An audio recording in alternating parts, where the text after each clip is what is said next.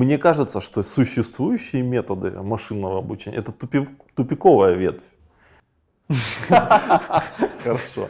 Ну, я просто поясню, да, контекст, возможно, какой-то. И выяснилось, что глаз человеческий, он не только принимает сигнал, а еще и излучает. И построена гипотеза о том, что человек обучается только в тот момент, когда он обучается с кем-то.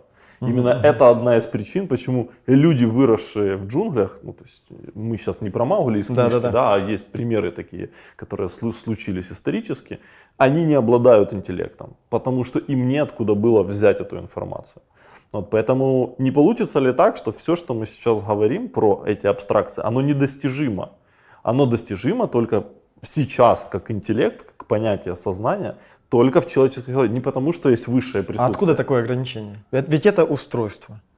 Устройство, которое рано или поздно скорее можно воспроизвести, чем нет. Возможно, это будет невозможно. Но как бы исходя из той тенденции развития технологий, несмотря на там застой в развитии нейронных сетей и прочего. Кстати, насчет застоя я не совсем согласен, потому что многие технологии все-таки позволили автоматизировать рутину и увеличить производительность человеческого труда. Очень сильно, потому что тут нет. те же бухгалтер, который приходит с Excel, работает сейчас, чем тот бухгалтер, который когда-то где-то на листиках 50 лет назад и на счетах писал эту всю историю.